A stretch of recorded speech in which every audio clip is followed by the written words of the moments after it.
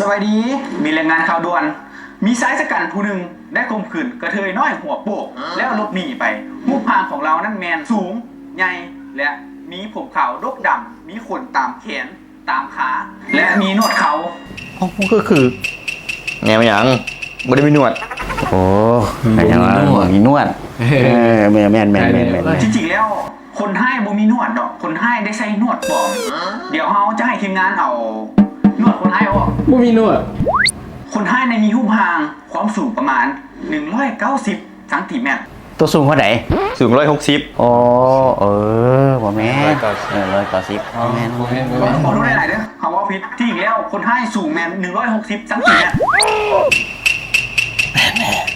เหตุการณ์นี้ได้เกิดขึ้นช่วงบ่ายประมาณ2 โมงหา2 โมงครึ่ง 2 โมงกันไปรังเราไอติ๊กน้ำกับตัววานนี่อ๋อไปเล่นน้ำกันเมื่อวานนี้เนาะไปเล่นน้ำกันอยู่ไอติ๊กแม่นเหตุการณ์นี้แมนเกิดขึ้นอยู่ส่วนน้ำไอเด็กเนาะทีมงานเขาขอฝากให้ทุกท่านเป็นหูเป็นตาเบิ่งน้ำกันเนาะว่าคนให้นั้นอยู่ใสถ้าหากว่าผู้ใดพบเห็นแมน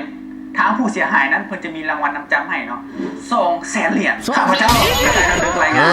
ขอข่าวขอแจ้ง